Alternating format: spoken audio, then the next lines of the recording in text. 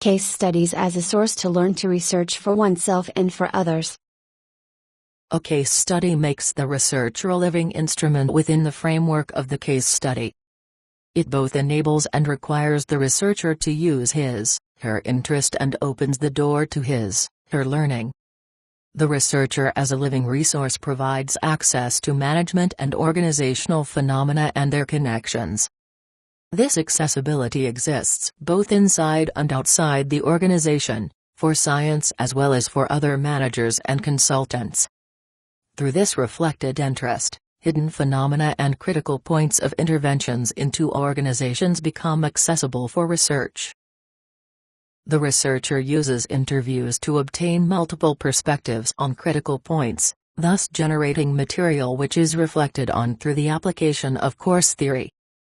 He or she perceives and comprehends different interests and contexts, achieving a necessary distance from the existing patterns of perception, learning, and change. The respective phenomena in management and consulting are explored and translated into a language comprehensible to all involved stakeholders and other interested parties. In doing so, the researcher contributes to the well-being of different stakeholders in relation to their organization. The researcher gains new options for action for him, herself and the organization.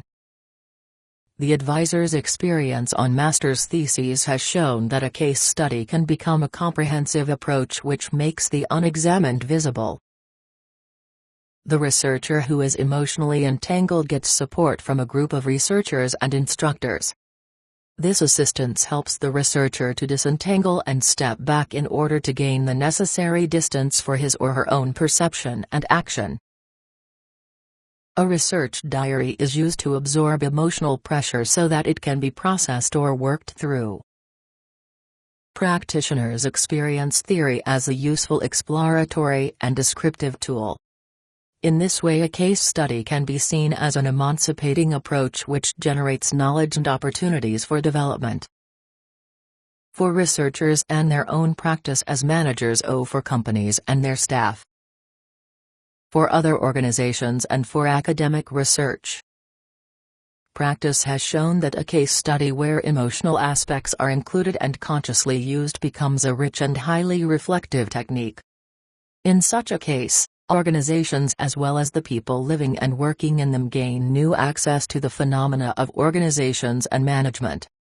Against the background of the interplay of different interpretations and interests, the culture of learning receives the central focus it deserves. Figure 5.4. The Researcher as a Living Source, Spindler and Schmerold, 2010, p. 2.